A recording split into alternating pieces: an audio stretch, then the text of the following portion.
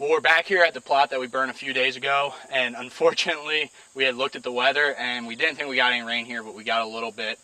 Some of these spots are pretty wet, so we're not sure if we're even going to be able to plant them this year. With the weather we've had in the Midwest, it's been extremely difficult to get these food plots in, and we're kind of running down to the wire with getting this one planted and the other ones we have to do on Bill's farm. But as you can see behind me, we got this place burned off really well.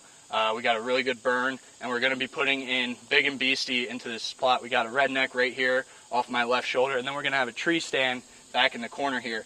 But before we get to seeding this, we're going to be putting down some fertilizer, and I'm just going to give you a couple tips when you're seeding your brassica food plots. In our case, it's Big and Beasty. The first thing, if you want to have a successful food plot, that you must do is get a soil test. Now, we took a soil test on this right around March, and we went around to a couple different spots and pulled soil from other areas of this field so we could combine them all and get good results. Now, this plot for brassicas is going to require about 100 pounds of nitrogen, about 60 pounds of your P, and about 100 pounds of your K. So when you're going to buy these fertilizer bags, you're going to see three numbers on a bag: 4600 or 131313 or 62828. They're all going to vary, and that's going to tell you your different amounts of your NP and K. And one of the biggest mistakes that a lot of people will make is when they're looking at these bags is they'll see, for example, a straight urea blend will be 4600, and in a 50-pound bag, a lot of people will think that's 46 pounds of urea.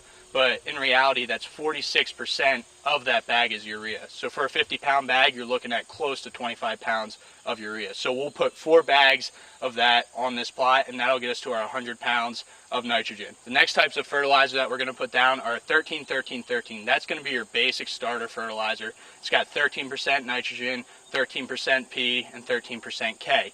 But once again, that's all just percentage. So out of that 50-pound bag, you're going to be getting about 6 pounds of each for that. So we have quite a few bags of those that we're going to put down to reach that limit that our soil test gave us.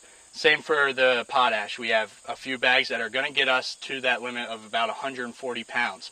Now, we have 100 pounds of nitrogen that we put down in just that 4600 blend, but because nitrogen is so volatile and urea is so volatile, if you get a hot summer day, it's going to volatilize into the air, and just because we put 100 pounds of nitrogen down doesn't mean that all of that's going to be useful for these plants. We're not going to get the greatest till here just because of the area we're at. It's super wet and we can't get equipment down here. So we're going to put a little extra, and that 13-13-13 mix will get us pretty close to what our requirements are. But we're on a limited schedule here. We're going to run this over with a drag. You'll see Eric spreading some fertilizer. I'm going to run it over with a 4-wheeler. Hopefully we'll get this ground worked up enough to where this fertilizer will get down and not volatilize into the air.